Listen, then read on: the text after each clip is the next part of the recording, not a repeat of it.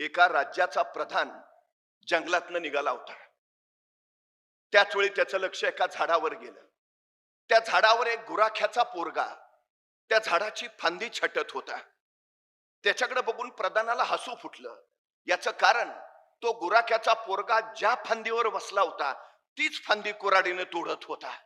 प्रधानाच्या लक्षात आलं, पुरता मंद दिसतोय, ज्या फांदीवर बसलाय तीच फांदी तोडतोय. याला बहुतेक डोक्याचा भाग दिसत नाहीये. आणि खरं होतं, तो मंदच होता, अडाणी होता, अज्ञानी होता, पण दिसायला राजबिंडा होता, देखणा होता. त्याच्या त्या रूपाकडे बघितलं आणि त्या प्रधानाला एक कल्पना सुचली. काही दिवसापूर्वीच त्या राज्याच्या राजकन्येनं या प्रधानाचा घोर अपमान केला होता. त्याला राजकन्येचा बदला घ्यायचा होता. राजकन्या अत्यंत विद्वान, संस्कृत, पंडित होती. बदला घ्यायला त्याला हा गुराख्याचा पोर योग्य वाटला. त्याने त्या गुराख्याच्या पोराला खाली उतरवलं. त्याला सांगितलं, तू अडाणी आहेस, कुणाला सांगू नको, तुला काही येत नाही, कुठं बोलू नकोस, तू मंद आहेस, तोंडच उघडू नको. मी तुला राजपुत्राचं रूप देईन आणि राजा पुढं तो अत्यंत विद्वान पंडित आहे म्हणून सांगेन, फक्त हो म्हण.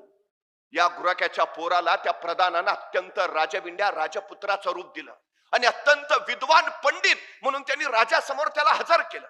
आपल्या विद्वान राजकन्येसाठी याच्यासारखा दुसरा विद्वान वर मिळणार नाही हे त्यांनी राजाला पटवून दिलं. राजकन्येला ही मान्य झालं, लग्न झालं.